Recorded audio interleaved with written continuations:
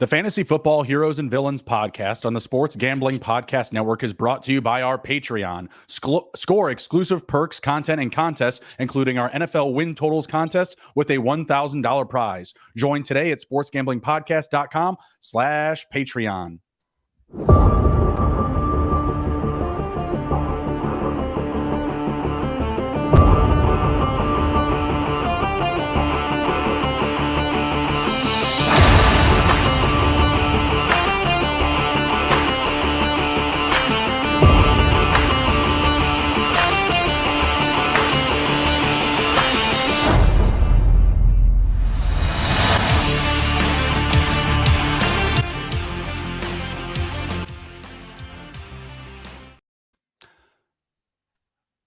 D-Gens assemble. Welcome back to Fantasy Football Heroes and Villains. I am your host, Justin Bruni. Joining me, as always, is my co-host and partner, Mr. Andrew, the TD King Raub.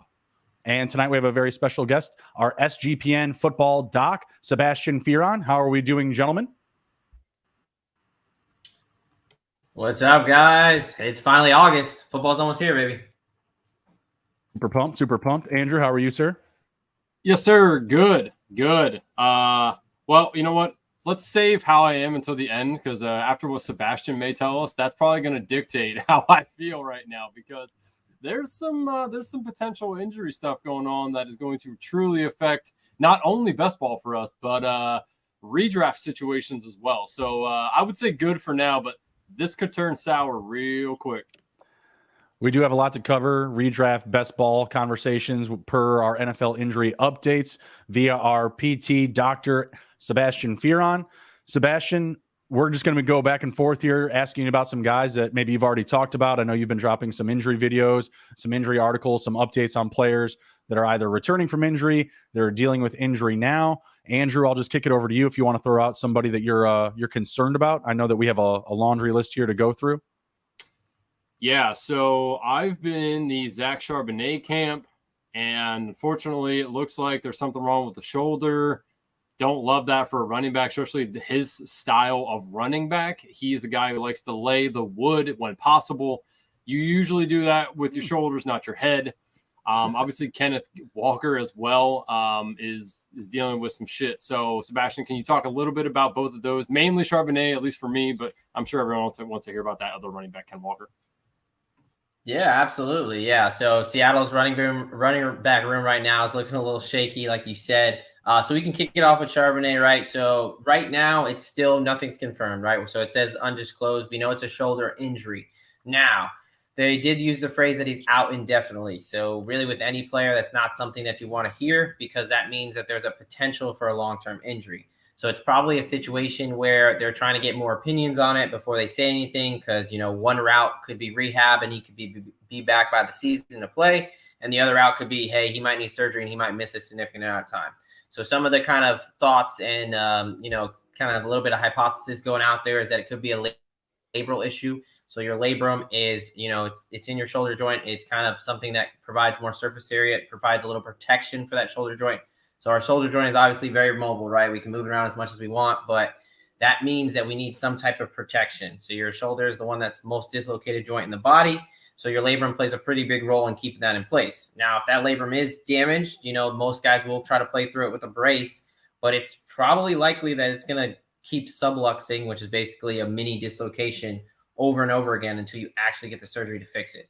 So, if it is a shoulder labral issue, then it's something that he may try to play through, and it just might be how many times can he take getting his shoulder essentially popped out.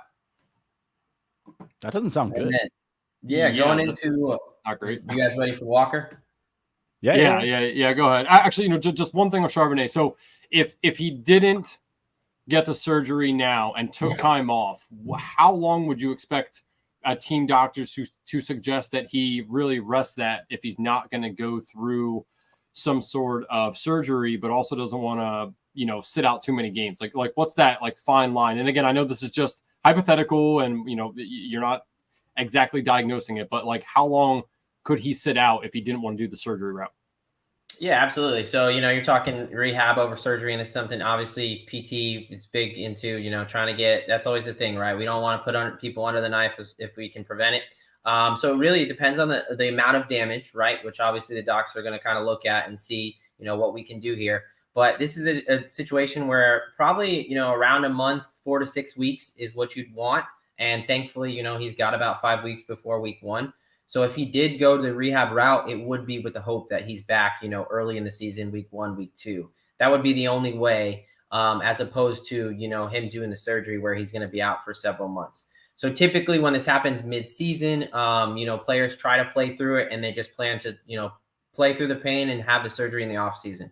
Baker Mayfield had that happen not too long ago when he was still with the Browns there. Obviously a little bit different for the quarterback, but yeah, that's a situation where he's going to try to play through it as much as he can. Okay. Yeah, I guess now we can talk about Ken Walker, whatever. Yeah, I hope you have some better news here. Well, I was going to say, you guys really starting off with bad news. But so Ken Walker, the injury itself, it's really the type of injury that scares me more so than the kind of what I'm hearing about it. So groin injury. Groin injury, that's really an umbrella term. Your groin, it's really talking about your abdominals, your inner hip muscles, right? So it's an injury to that, and it's one of those soft tissue injuries where the biggest thing here is re-injury risk. Re-injury risk with these hamstrings, calves, they're a bit higher, and it kind of limits a running back's cutting ability. And really what I'm worried about here is, he's got time where they don't need to rush it, but he did have a sports hernia surgery last season. Like, this is in the same general area. Like, this is, that's concerning if it's any type of a re-injury to that surgery. We don't know for sure. They haven't come out and said that, but, they're saying week to week, where the expectation is he should be back by week 1. But if this is something like he re-injures it and it lingers throughout the season, that definitely happens. I know, Andrew, you probably don't want to think about this, but same thing happened to Curtis Samuel back in 2021 in that training camp where, they were saying he'll be fine. And then he kept coming back. And I think he finished the season with like less than 100 yards receiving. So right now we're not at that level of alarm or anything like that. He should be good week 1, but this is definitely something to monitor because groin injuries can turn bad real quick. So you're speculating between all of this, obviously, but if what you're saying is truly, quote unquote accurate here, should we be looking at like the RB3 on the team, RB4 on the team for potential best ball candidates at end of drafts? Is that you think that's a move worth making, currently? Yeah. So right now, I don't think so, just because I think we'll get some more clarity on the Charbonnet situation, and by I wouldn't be surprised if it's more than a week, right? So if this is something where he is gonna play through it, then I think probably not. But if it's something where he's gonna get the surgery, they're probably gonna bring someone in, honestly, because I think their depth right now isn't super great. So I would hold off on that for the second, really, to find out about Charbonnet. But yeah, once you find out about the Charbonnet news, and if it is something where he's going to get that surgery, you might want to start looking at maybe like a DJ Dallas, or wait for them to probably bring somebody in. Mm-hmm. That's my sentiment. I feel like they'll bring in one of these free agent running backs, whether it be, a Zeke, a Leonard Fournette, Kareem Hunt, whatever it may be. I feel like that's the plug and play answer there. I don't know if they trust DJ Dallas enough, Kenny McIntosh enough to carry the bulk of their rushing offense. I think the biggest winners in this situation, if we want to call them that, or benefactors, would be their receiving core, right? The JSN, Tyler Lockett, DK Metcalf. I would just assume that we're going to get a little bit more of an uptick in the potential from the passing game if we're really completely ridden of the 2 potential starting running backs on this team, whether they, give it a go, get injured early in the season, aggravate their injuries throughout the season, whatever it is. I feel like this just lends more upside to Geno Smith drafters, the wide receiver drafters here, anyone that's been targeting, DK Metcalf, JSN, or Lockett at any high value here. My sentiment, my reaction to what you're telling us is buy the potential dip in Ken Walker, and it sounds like a complete fade in Charbonnet. I mean, that's at least what I'm receiving from what you're sending here. Just because there's so much uncertainty with Charbonnet. It could be, tomorrow we could find out he's out for the season. It sounds like you're a little bit more optimistic about Walker, though. But again, even when I'm hearing it, it just feels like a situation where I could get him, the first 4 weeks of the season, he aggravates his injury, and then I'm missing him for the next 4, kind of like a Keenan Allen situation. They thought he was going to be fine. He aggravated his injury, was out for a long time, came back, and he kind of did that back and forth until he settled into, I think it was like the last 8 games of the season. Yeah, I'd honestly say the best advice right now on that situation in Seattle is just wait a little bit, right? Clarity should come. Mhm. We should start seeing, because yeah, on paper, Walker's got 5 weeks. He should be fine if there's being honest with a mild groin strain, and it's not a re-aggravation. But you'll be able to tell pretty quick in videos once they start putting out, how he's moving and that rotation. You can't really fake that. And then Charbonnet news, like I said, yeah, should be out pretty soon. So I would just sit tight for a little bit and kind of avoid Seattle's running back room for the next couple of days at least. Okay. I want to ask you about the San Francisco 49ers quarterbacks, the Brock Purdy injury. We also have Trey Lance returning from injury. He had an ankle injury last year. Sounds like Purdy's getting a lot of reps with the ones. I mean, is he just going to be fine? I mean, no one was really expecting him to come back this early. The sentiment was by week 1, we're at the start of training camp here, and it sounds like he's getting in a lot of reps. It may not sound like the most impressive. I heard him, fumbling, throwing interceptions, but he's on the field and he's getting that work. Yeah, absolutely. So we can talk about let's talk about Trey Lance first because that's an Okay. easy kind of take, at least on the injury side. So yeah, from the injury perspective, he's good to go. He's medically cleared. From that ankle injury, that ankle fracture that he suffered last year that kept him out. He's been good to go pretty much since the early spring. So from a health wise perspective, he's good. Now I don't think I can consciously tell anyone to draft Trey Lance because I honestly think he's QB3 right now. I don't really see him getting much playing time on the 49ers. We'll see if there's any type of trade situation or anything. So yeah, from an injury perspective, Trey Lance is good to go, but from just a pure playtime thing, I don't really see it in the cards. Getting over to Purdy, I think the biggest thing to understand here, and there was a lot of kind of confusion, is what exactly the type of surgery he had. So, UCL tear, your ulnar collateral ligament, so ligament in the elbow here, obviously big in throwing. We mostly see it with pitchers. So it was completely torn. And really the decision is, when we typically think of it, we think of Tommy John surgery. And when we hear Tommy John's, that's like a year plus rehab and a whole big thing. But what happened is he didn't actually get Tommy John surgery. He got a UCL repair. So essentially the UCL was not damaged to the point where they actually could just put an internal brace in there, repair the already existing ligament, and go from there. Whereas Tommy John's, they actually completely remove the ligament because it's so torn, and they take it from either a tendon, so even a different type of tissue, and from your forearm or your hamstring. And that's why that takes so long. So I think the biggest thing is just he got the repair, which is allowing him to be able to be ready for week 1. So even then, you're looking at a 5 to 7 month recovery time expected. And, from when he got the surgery to week 1, he's looking at about 6 months. So it's absolutely possible that he could be available for week 1. But we just got to see now. It's about getting that rust off and getting him back to throwing. Because like you said, that he's taking first team reps, but there was 2 fumbles and interception and didn't look too pretty. So. It didn't look too purdy. Yeah. Nice. Solid dad joke there. Who's your next guy, Andrew? I mean, I like what I'm hearing about Purdy. It just sounds like you had mentioned, there's a lot of rust there. Yeah, I agree too. I mean, I think that, Purdy's still the guy that we're going to want to be drafting. I'm a full fade on Trey Lance as well, so I'm right there with you, Sebastian. If he's still on the Niners halfway through the year, I'll be surprised. I honestly think someone's going to try to pick him up on the low, and Shanahan will offload him for anything at this point, really. Before we get to our next terrible injury news led by Sebastian here, let's talk a little bit about the SGP Patreon. The Sports Gambling Podcast Patreon is perfect for the diehard DGen.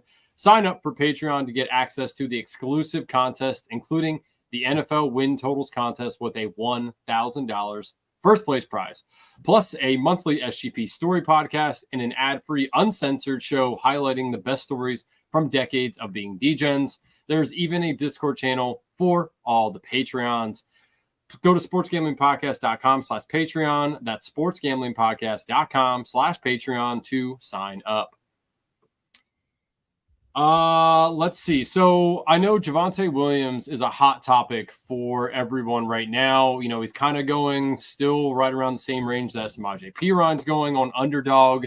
I know Justin is as well. We have been loading up on Samaje Perine since the get-go, since we could start drafting this offseason. I think it's paid off for where we were getting him and where he is now. But we keep getting all this good news about Javonte Williams. I call bullshit a little bit. What say you, Doc? Yeah, so this is actually a fun one to talk about because this is a very polarizing topic right now. Like even myself, like this is something that I came in and when you look at the injury, so I think what some mistakes we typically make or when we're just thinking of we lump all ACL tears together.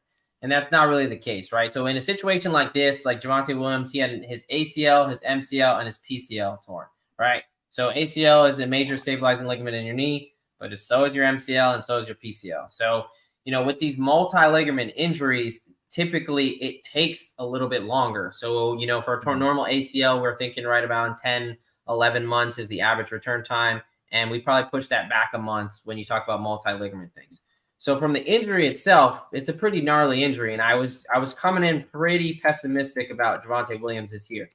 However, the fact that, everything we're hearing right now and a lot of teams will say that the player is ahead of schedule. I think that's like one of the best favorite phrases that teams use is he's ahead of schedule. Same thing as like best shape of his life, right?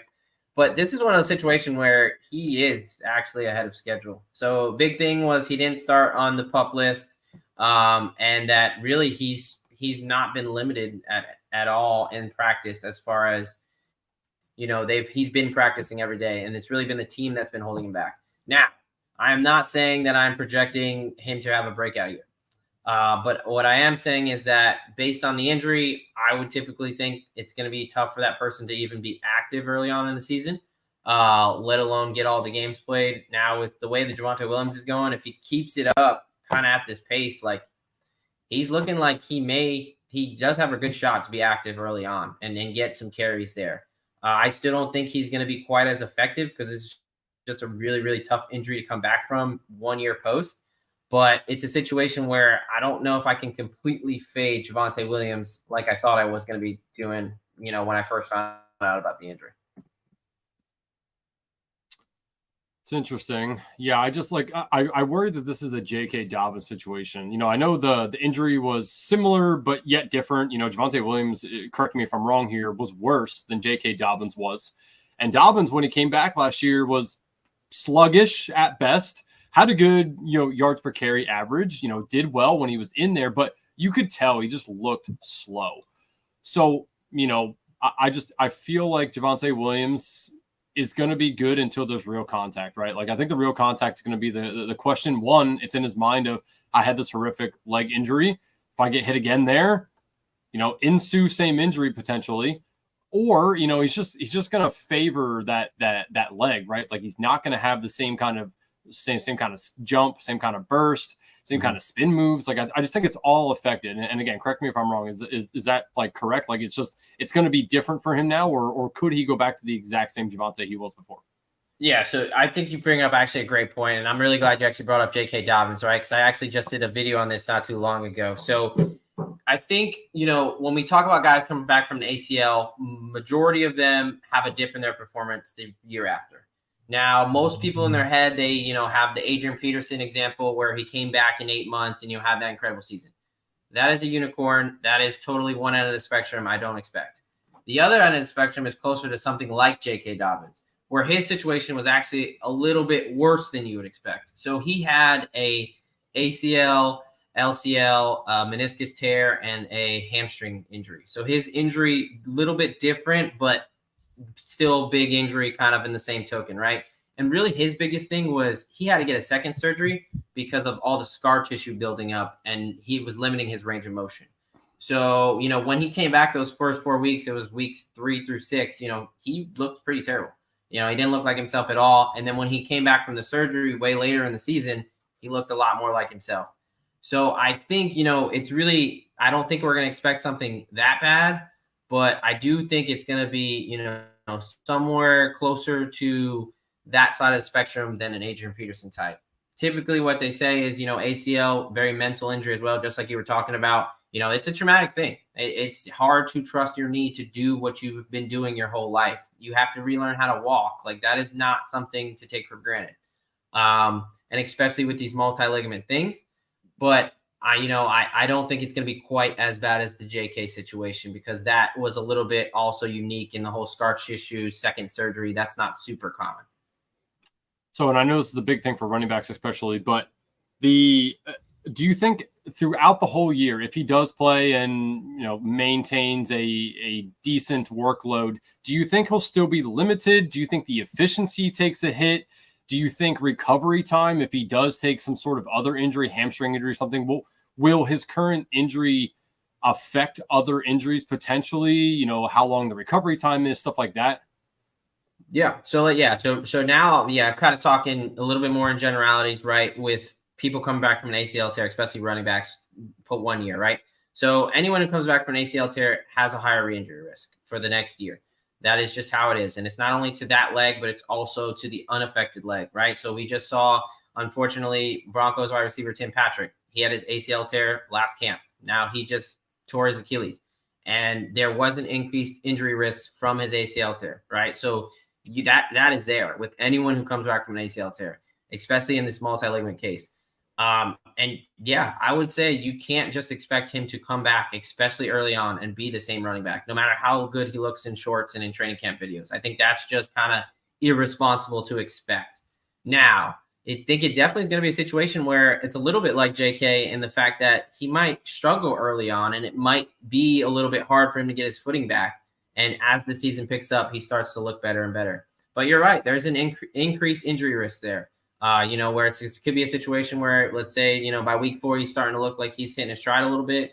And then, an injury pops up and that kind of derails it a little bit too. So I think you're definitely right to be concerned. I've never really advised people that, hey, put a lot of stock in a guy coming back from an ACL tear. That's generally going to not work out for you, right? The percentages are not in your favor for that aspect. Yeah, I'm targeting P. Ryan at all cost here. He's one of my favorite handcuff running backs. I'm going to buy the little dip, I should say, that I'm going to get with him with all the positive Javonte Williams news, because I feel like people are starting to buy him at ADP. They're starting to prioritize him a little bit more, especially as popular as like zero RB approach is. You're still getting Javonte Williams at a very friendly ADP. To me, it's not friendly enough. Like I said, I'm going to buy the dip here with P. Ryan. We've already seen Sean Payton use his running back 2 a ton in the past. He's actually gotten, top 10 season out of Alvin Kamara and Mark Ingram at one point. So I trust what he can do with his running back depth. And again, if we saw an injury in camp or in preseason, I would expect them to go out and sign somebody, maybe even trade for Trey Lance, put him at tight end, put him at running back. Who knows? And P. Ryan's also a dog too. I mean, that you got that too. Like that guy runs hard. So I mean, yeah. Want to stay with the running back position here for the next one. What are your thoughts on Tony Pollard coming back from injury? This team has not invested heavily this team has not invested heavily in another running back as of yet. They drafted Deuce Vaughn. They brought in Rojo, who's got suspended 2 games for PEDs. Rojo, what are you doing, brother? You're not even playing. And they also got to get on the field somehow. He's off it another 2 games at least. And then they have Malik Davis there as well. So really some underwhelming names behind Tony Pollard. It seems like the people in the building have a lot of high trust in him. Fractured fibula. What was it? You had a injury date of 1/22. So what's his timeline looking like? It sounds like he's there in camp and he's looking fine and everything's well.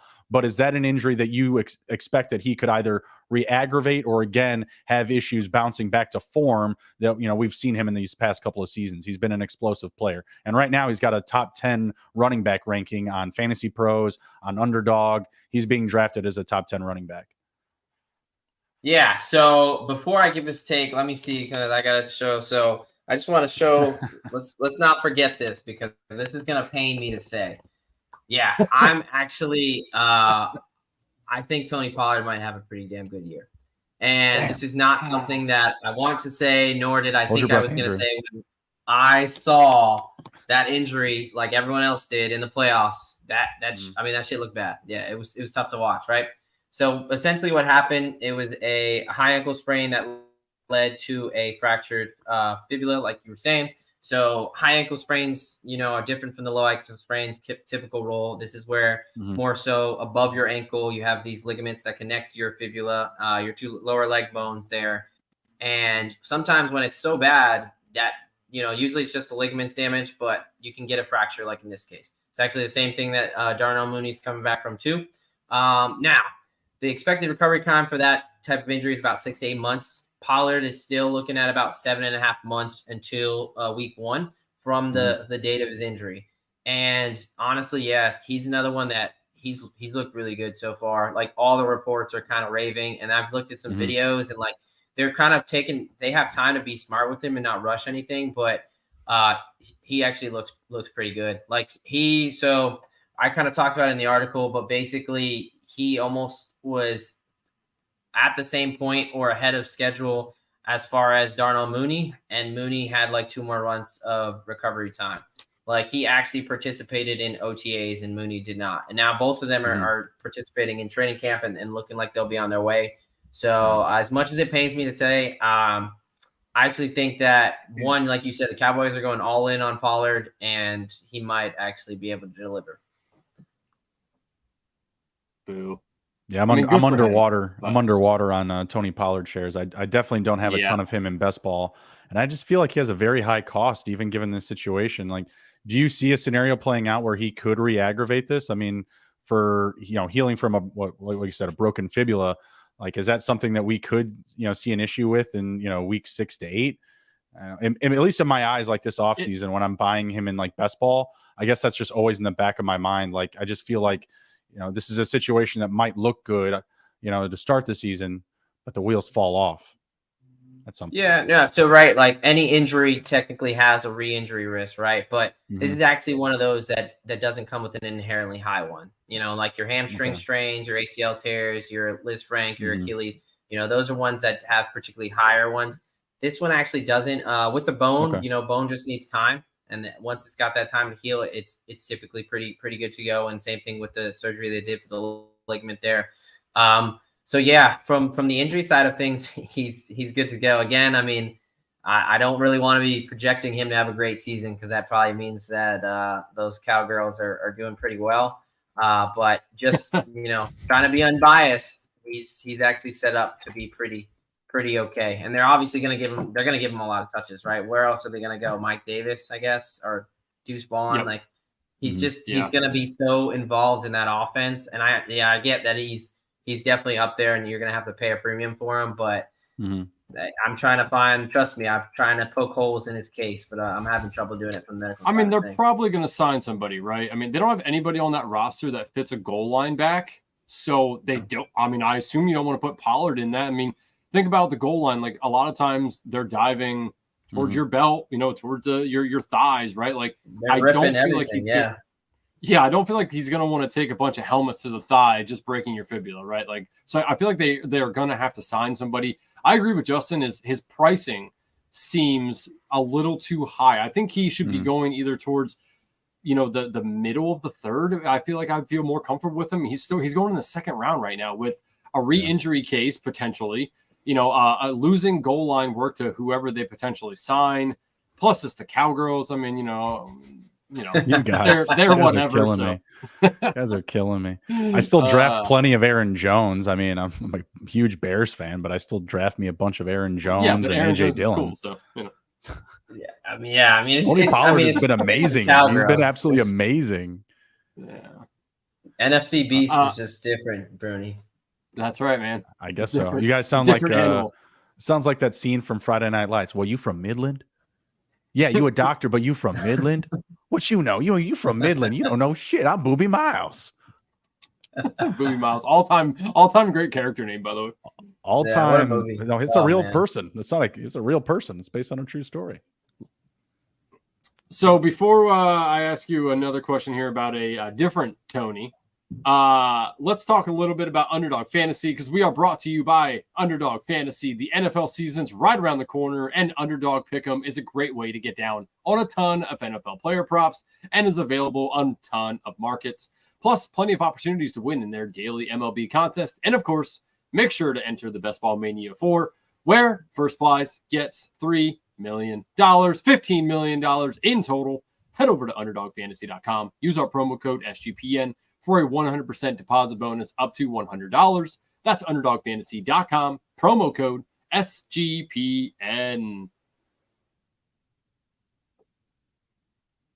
Okay, and we're back. Party on, Andrew. And we're back. So All right. another Tony here I do want to talk about. Let's go to Kadarius Toney. And I just pulled up an article I was reading earlier about his surgically repaired torn meniscus. In this article here, and again, I want you to correct me if any of this sounds wrong to you, but in the article I was reading, it says that there is a chance he could potentially be ready for week 1. It doesn't say that Andy Reid said that. It just says that, according to the team, he could potentially be ready for week 1. Do you think that that's a case? What's your thoughts on Kadarius Toney here? Should we still be maybe buying him at the dip here? Or do you think it's just going to be one injury after another with this guy? Yeah, I mean, there's a chance that pigs fly, right? So, I mean, shit. No, I mean, so Toney is, this one actually hurts too, because Kadarius Toney, former Gator, a big Gator guy. I went to my Giants at first and thought it was a match made in heaven. Was clearly a nightmare from hell. It's just so this injury in particular, right? Your meniscus. So he did have the meniscus surgery, partial meniscus surgery. It looks like he got a debridement, which kind of means that they just take it out. So that recovery actually isn't too long.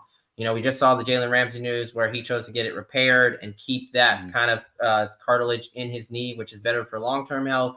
That takes a much longer. That's probably I'd be surprised if Ramsey even does come back from that this year. But someone like Toney, it's not so much this injury. First question, does he have a shot to come back week 1 from this injury? Yes, he does. That would not be the craziest thing in the world. Now, I just have no faith in him to stay healthy. He's just not shown it. And even looking back at his college career, he's just not consistently shown to be healthy. So it's one of those picks where if you want to take a risk and take a flyer, just know it's high risk, potentially high reward, right? Thinking about what he can do on the field in an Andy Reid offense excites you. But then looking at just his games played and, even when he does play, how many receptions he gets, and it's just boom or bust, right? Touchdown or nothing. So it's just, you're probably going to be dealing with that. I would be shocked if he plays, even 12 games this year. It just always seems to be something with him. And he's a great talent, great player, but obviously it's just, he can't stay healthy, right? It's just hard to back him from that standpoint is the biggest thing. This particular injury doesn't scare me so much, but it's just more so it's always something. I did buy the dip. Go ahead. Oh, no, I was going to say more injury prone, Kadarius Toney or Michael Thomas? Don't get me started on Michael Thomas. Listen, I've been planting this flag for the past 3 years, trying to tell people not to draft him. I've been on your side this entire time. I mean, this man stubs his toe and he's out for an entire year. It's like Brian Robinson gets shot twice, comes back. It just makes no sense to me. Michael Thomas makes no sense. He's played whatsoever. 10 games in the past 3 years, and people are trying to tell me he's going to come back to me in wide receiver 1. His last time he had a productive season, Drew Brees was still playing. That was his quarterback. Well, come on now. That wasn't that long ago. Was that 2019? Drew Brees? Yeah, he was on the team in 2020, wasn't he? I honestly don't remember. Yes. After COVID, everything just got blurry, so I'm not sure. Yeah, no worries. No, but going back to Toney, I did buy the dip on him, right around the injury. I got him 22 spots after ADP, and he was going at the same ADP as Jamison Williams. So, Williams missing 6 games, that kind of puts him almost on par with that 12 games played if he is fully healthy. So I don't hate that if I'm getting him at a significant discount, just because I just don't know where the ball's going to go other than Travis Kelce and that Chiefs offense. So I'm always taking my shots where I can, but I definitely don't suggest, I'm with you. I don't, want to buy him, at ADP, but I think there is a reality where, I don't mind buying the dip or getting him at decent value. Yeah, I don't love that this guy's injury prone as my 4th most exposed wide receiver in Best Ball Mania 4 right now. So not great. I'm definitely getting him at a bad number, which I hate. Toney is? Well, yeah, Kadarius Toney. I have 20% drafted of him right now. Oh my gosh, 4th Andrew. most. How many have you done now? How many are you up to? Oh, we lost the doc. So yeah, he was like, that's enough Kadarius Toney talk. Yeah, man. He's my 4th most exposed wide receiver. Now, the thing that I can fall back on here is my 5th most exposed wide receiver is Sky Moore. So I do have a backup plan. Okay. That's all. I have him at 18%, but I was just buying up Kadarius Toney, man. I mean, if he's right, sky's the limit in this offense. I'm buying the offense as opposed to the player. So right. I'm also overweight on MVS as well. So I'm really here. just heavily involved here. But MVS and Kelsey are the guys that I own the most of, and then I've been creeping up on the Richie James stock as per the market. Everybody else is. I've seen him go in round 17, 18 now pretty consistently. So a lot of the offseason he was going undrafted. So definitely scooping up all the pieces because again, it's just a high volume offense. You're getting 600 plus passing attempts. The most efficient passing offense in the league. There's just a lot to like. So. Looks like we've got the doctor back in. We'll swing it right over to Michael. We'll swing it right over to Michael Thomas. No worries, no worries. So, Michael Thomas, another very polarizing player, coming back healthy right now. He hasn't stubbed his toe yet, hasn't broken a pinky. I mean, just give me the lowdown on the injury. Taking things aside from last season, taking things aside from the narrative. Just give me the hard facts on the injury and what your assessment is on him being, 100% for this season. Because obviously there's a narrative of, like Andrew's gone through this. He's just going to quit, right? He's going to get hurt. He's going to try to overprotect his body, for the future. But hey, what do you have right now, right? Obviously there's tons of players that play through injury. He's not one of them. So I think that is probably why he has the most risk, is because he's not going to put himself at risk himself. But what are your updates on him coming into the season? Because right now he seems healthy. He's there. He's good. We're not seeing a bunch of splashy videos or anything, but we also haven't heard anything bad. Yeah. No. So yeah, I will do my best to put history and all logic aside and just specifically. We'll save that. You can get into that, but I just want to hear. I just want to hear like the lowdown on the injury. Yeah, no, absolutely. So dislocated toe that required surgery, right? Typically going around 6 to 8 months for recovery timeline. He's got 11 and a half. So from the injury perspective, like this particular injury does not actually worry me.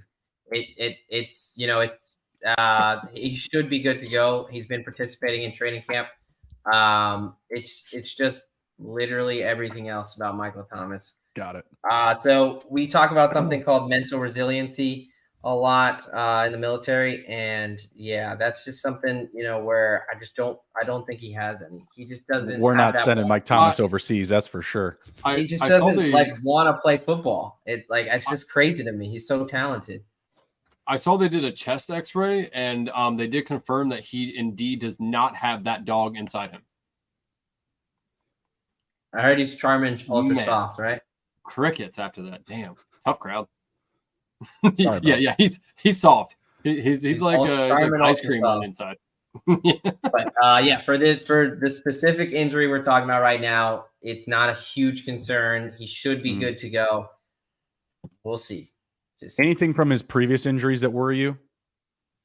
Yeah, the fact that one ankle injury took him 20 games missed to come back from, it's really not even the previous injury. So the injuries itself, yes, but more so the way he handles them.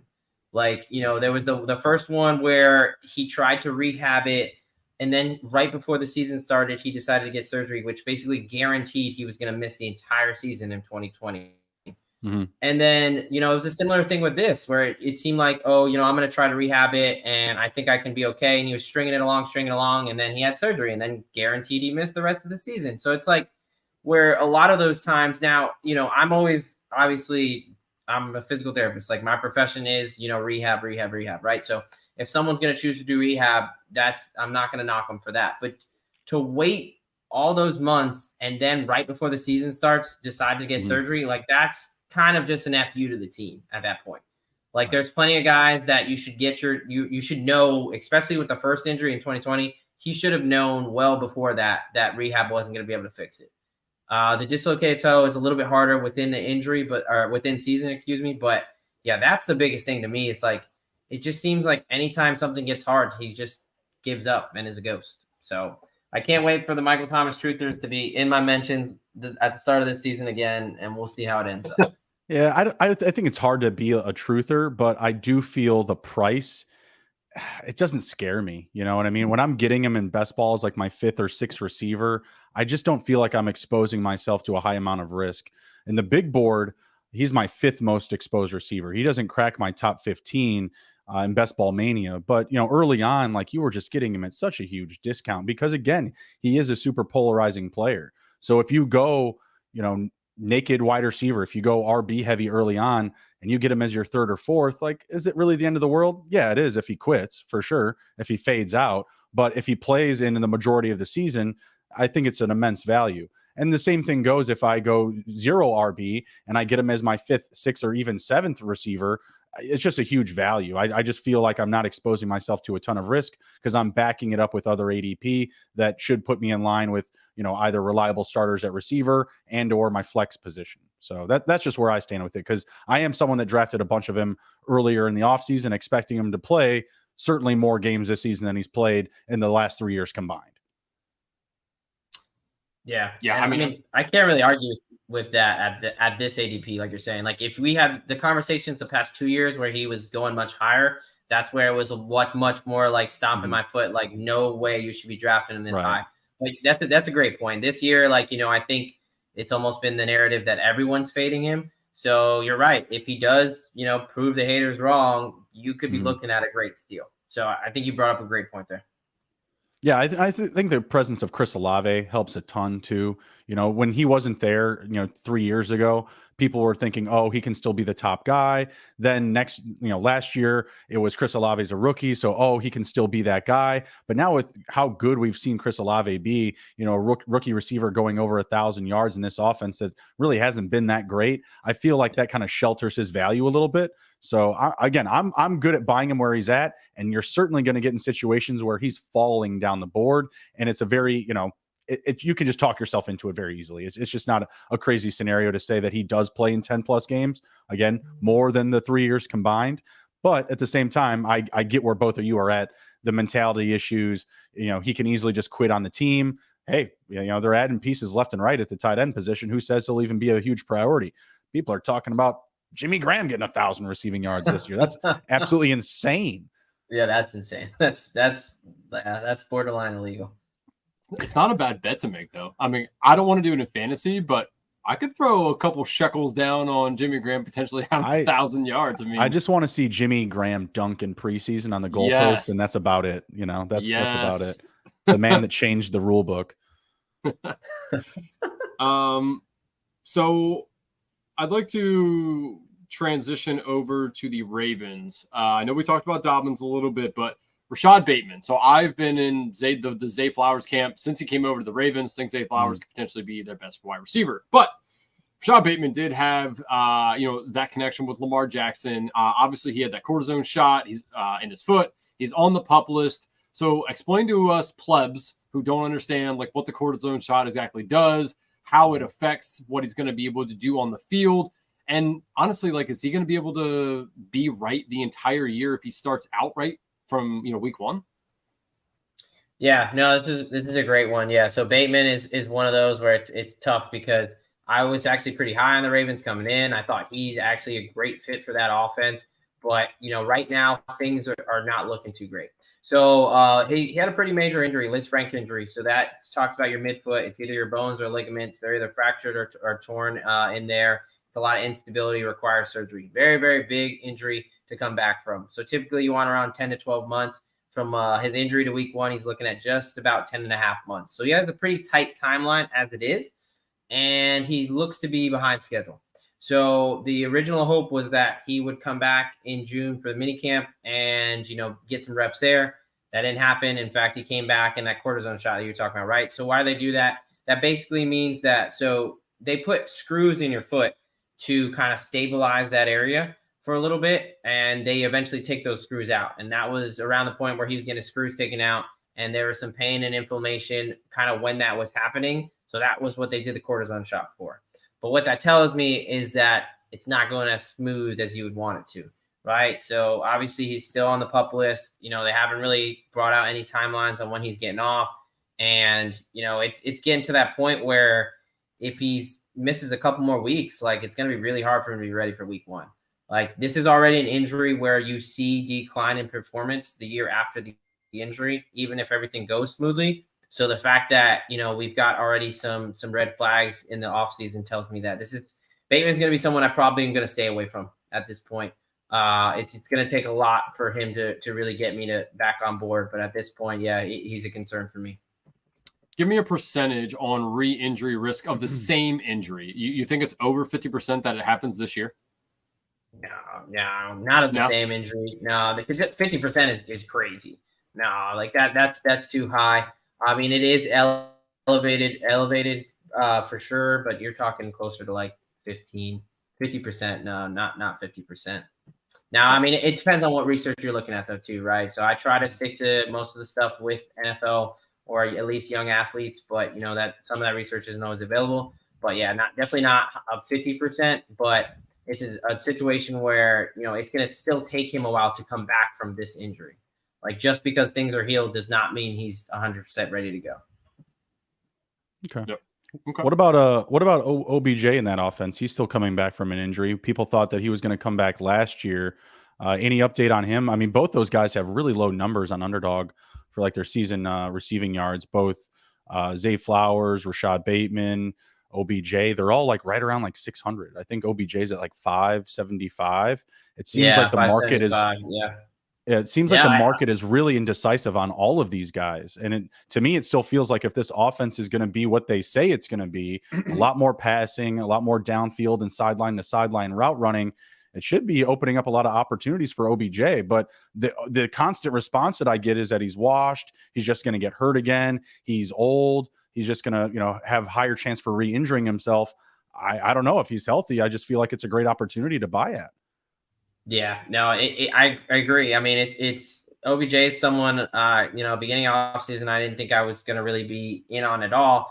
But with the Bateman news, with the change of the philosophy, and with just the low projections, like you said, I saw the 575 number. And, if he plays like really 12 games, he should clear that pretty easily. Right. I mean, in my opinion, with that offense, so the big concern is the fact that he's not only come back from one, but he had 2 ACL tears and kind of back to back there. So that's always concerning, right? The more injuries you have in general, it's not great, but especially the same ligaments, like that is concerning for sure.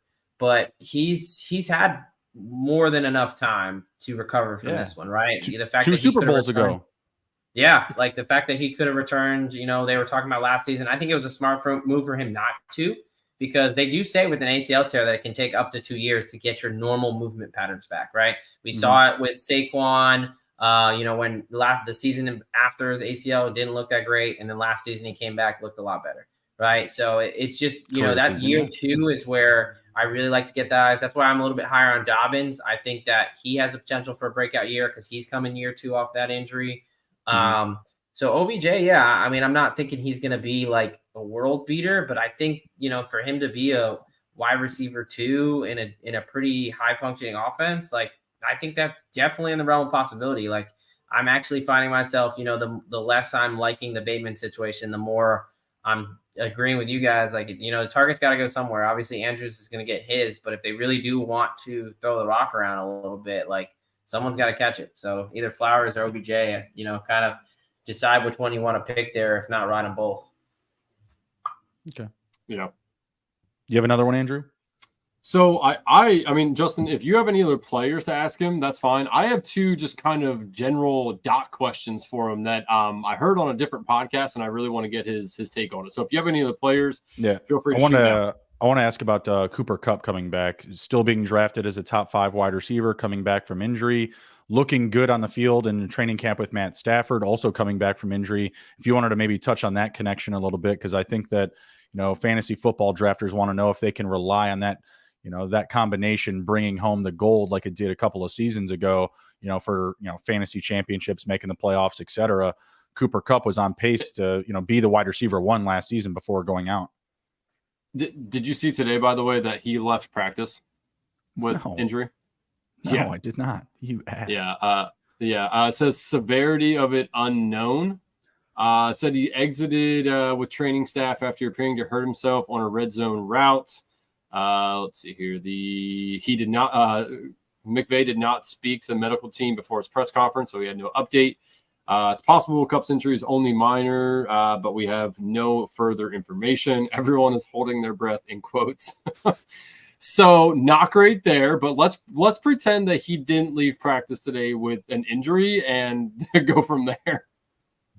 Yeah, wow. I was gonna say, when did that break? I did not see that today. 4 minutes ago. I did see earlier today that someone had a video of something that said like, looks like Cooper Kupp went down, and I saw nothing, so I just looked it up literally 4 minutes ago on the RamsWire.com. Cooper Kupp left practice with apparent injury severity unknown. I see it. Yeah, 5 minutes ago. Yeah, so not great there, but let's pretend that didn't happen and go shoot from the hip. Let's say they're just being cautious. Yeah, because that would obviously change everything, right? Because the concern, ankle injury, he had the tightrope surgery, so that tells me high ankle sprain. So he basically had a pretty gnarly high ankle sprain that he required surgery. I don't think it's similar to what we talked about with Pollard and Mooney, but I don't believe he had a broken fibula. It was just the high ankle. Those ligaments were damaged enough to need repair. I was expecting him to be good to go. I was from the first injury perspective, he should be ready and fully good to go by the season. Obviously, whatever happened today completely changes. It may change things. It may not. We'll see. What does it say? Anything about body part, about where or anything like that? Said he came up lame. It looked like he came up a little bit in the red zone route. So it looks like he maybe held himself up a little bit. So I would assume probably some sort of leg, lower body injury. But it said McVay had not talked to medical staff before speaking to the media, so did not have an update on Kupp. Okay. Yeah. And the biggest thing is what side, right? If it's the same side as this surgery, obviously raises your concerns a little bit. And just, what it is. So we'll have to definitely scary for someone you're going to have to be risking so much to get. Yeah. I mean, it could be cramping, right? Too. Like it says, it looked like he came up a little bit in the red zone route. I mean, I've been running before where I get cramped in like my hamstring or my leg, and I kind of like hold myself up a little bit. And so, I mean, could it just be something like just cramping? It has been hot out there. Yeah, absolutely. You've seen some guys like Deontay Johnson and some other players that kind of had to leave practice early for heat stuff. We'll see. The fact that there's no cart involved or anything, right? He was able to walk off, or I didn't see anything about a cart. No, it says walked off the field with training staff, so he did not cart it off. Let's hope for the best. Yeah. So let's hope for the best there. Yeah, we'll have to get a little more information there. Because that's somebody that we definitely want to monitor, because he is going ADP wise like 4, top 3, top 4. Yeah. So definitely somebody that you don't want to invest heavily in if he's not going to be there for the majority of the season. Any other guys you want to talk about here, Justin, with the doc? No, fire away. All right, so two questions here, and it's all generalized just about injuries in the NFL. The first is criticisms of diagnosis without examination. So essentially, like all of us TV doctors here that are watching TV, we're like, oh man, he went down. Like that looks terrible, right? And the next thing you know, we see, it was just a cramping. He'll be back next week, right? Like, so talk to us a little bit about, for those of us watching games and for those of us who are on Twitter all the time and see all the Twitter docs on there saying like, it looks like it's this, or it looks like it's this. And like, what is your criticism of diagnosing without examination? Do you think that there's any value to it? Is there things that we could read into that's like, that's a hot topic word there, that means something, like anything like that? Yeah, so this is a tough one, right? Because it's one of those things where you're basically doing a very, very incomplete exam, right? So the biggest thing, especially with therapists, I know, and orthopedic docs there, we like getting our hands on patients. You want to test and you want to be able to do that. And clearly we can't do that. That is, so really everything is a little bit of a guessing game. And I think part of it is, just in our culture, society, everyone wants that kind of instant news, instant type of thing where they want something. So I think that's where it's kind of gotten some popularity and stuff like that. But definitely none of it should be like a medical diagnosis. Like, you really can't diagnose someone just based on video. Like, because like you said, like, who's to say that it's not just a cramp, or that he just, has a pretty severe, or he actually has like a severe hamstring strain?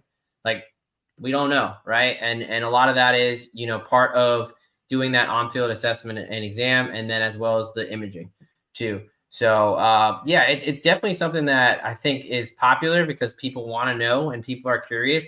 But you just got to be careful because you don't. I try to shy away from that too, just because it's one of those things where if you say someone has, it's like you're confident someone has an ACL tear and it winds up just being a bone bruise or something like that. You kind of just look like a jackass.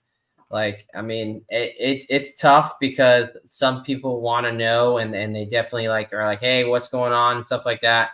But that's why I typically like to wait until we at least get more indication from whether it's the sideline during the game or whether it's a coach saying like, hey, it's the shoulder or, sometimes mechanisms of injury, you can clearly tell. And some things like that. I mean, like we talked about the Joe Burrow thing, that news came out pretty quick. But the fact that he was already wearing a sleeve on his right leg indicated that there's something going on there. The fact that he could still plantar affects his foot tells piecing some things together, and I think that's fine. But I think when people start saying like, hey, he definitely did this, or I think that this, he did this, or he has this, like you kind of got to be careful because you're only looking at not even half the picture. Like really, in my opinion, like 25-30% of the picture. Mm-hmm. For all could just be the quarterback needing to go to the locker room and take a shit, a la Lamar Jackson. Lamar Jackson. Yeah, really. And I mean, even in that situation where you get the imaging, like there's something like I always think about, rib fractures and things like that, where they'll get an initial X-ray and it'll come back negative, and then the week after, like, oh wait, he actually fractured his ribs. Like that happens actually a lot because rib fractures in particular are something that's really hard to see right away. So, obviously the more tests, the more time is going to be more accurate, but you got to be careful just kind of throwing things out there, even though it's very common because, people obviously take to it. It's polarizing. It's kind of like sexy to be able to say, hey, I correctly, diagnosed this, but just think it's a dangerous. And I wasn't even in the blue tent. Play. Yeah. So my last general question here is, so how do we determine how limited a player will be on Sundays or Thursdays or, whenever they're playing? Is there something that we should be looking for in the injury notes? Is there something throughout the week that will kind of lead us? Because a lot of times, some coaches like to play coy on some of these guys, right? Like we see limited in practice the whole way up through Sunday, right? But then they're out there playing 100% of the snaps. Like, well, what the hell? Well, why was he limited if he's like, so I just want to know a little bit better. So when I'm setting my Sunday lineups, I can look and say like, all right, like I saw this throughout the week. This is what Sebastian said that we should be looking for or reading into. So how would we determine how limited a player will be, for how we think maybe his usage will be that week? Because normally when we see a player is limited, in my mind, I'm like, all right, he's probably not going to play 100%. Like maybe he's going to get 80% of his normal work. Like, is there anything that we can, kind of look at that to indicate what, how to determine how much of a limitation they'll have? Yeah, no, this is a great question. And I think this is like part of the reason why I enjoy doing what I do, right?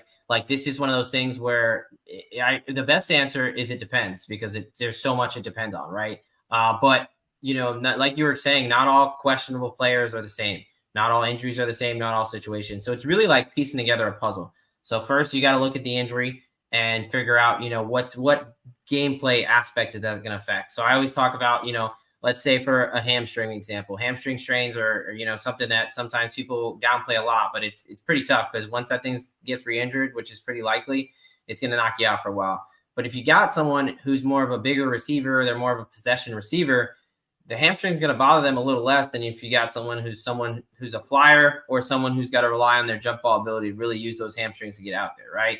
You're just putting yourself at a higher risk. So you got to look at the injury itself. You got to look at, you got to find kind of videos or different notes about what's going on in practice. Now, some teams it's easier than others, right? So obviously, like you're saying, like a Belichick isn't going to say shit. So you really just got to kind of, that one's a little bit harder to grade.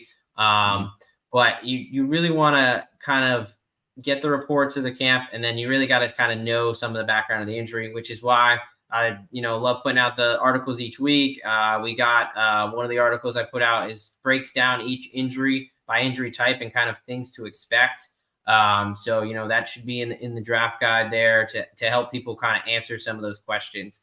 But, it's a little bit tough because there's not really like a cookie cutter blanket, like, look for this, because it just really depends on the injury and what their injury risk, and really you got to look at the player's injury history as well. I think plays a big role in kind of, how have they been able to handle injuries. Because you look at someone like, even I think about Patrick Mahomes when the playoffs with the high ankle sprain. Like, a high ankle sprain is not some little deal, like you roll your ankle at the basketball court that we all think about. Like, I think some people get that mistaken. Like, high ankle sprains are very limiting, and they suck. Like, some of them require like surgery. Like, it's a pretty big injury.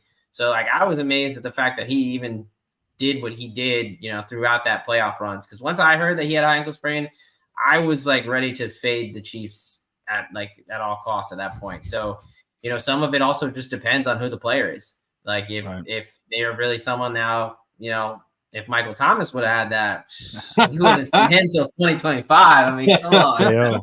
KO.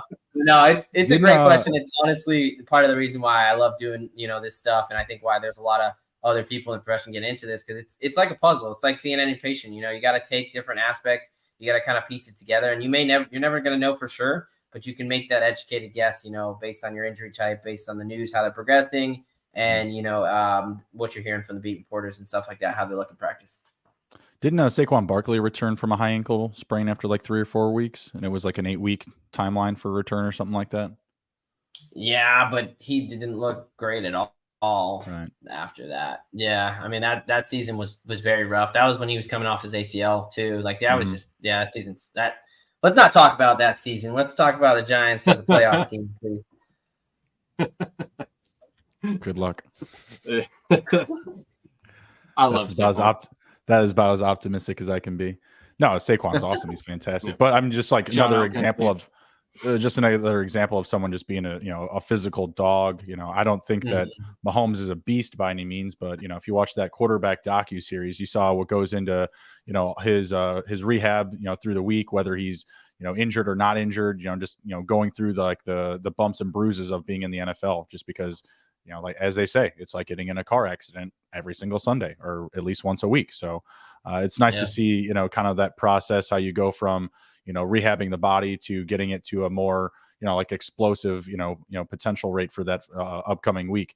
How he just kind of like eases back in, and then whatever his last workout day is, he's doing a ton of explosive stuff because his body's more refreshed. So always interesting to see that. We got someone in the chat answering who I should. Wasn't really today's topic, but if you're picking 5th overall, Andrew, you want to take that one? Is it Tony Pollard? What is it? 10-man PPR league. I'm picking 5th overall. I mean, if Tyreek Hill is there, I'm probably taking Tyreek Hill at 5. If Kupp isn't injured from today's news, I take Kupp there. Man, after that, it's kind of a whoever you want between Diggs, AJ Brown, Austin Eckler in my eyes. So any of those guys, you could also take Travis Kelce as well.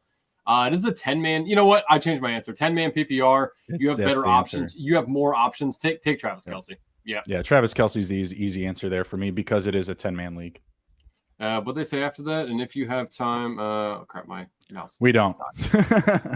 Said if you have time, how should 2 and 3 go realistically? Yeah. Come back Thursday and every other Tuesday, Thursday for our pod. We'll definitely get to some more content round 2. Hit us up on Twitter though too. Right there, you can see my Twitter handle below my name there at arob23. Justin's is in there as well. Sebastian, is yours at SGPN Football Doc, right?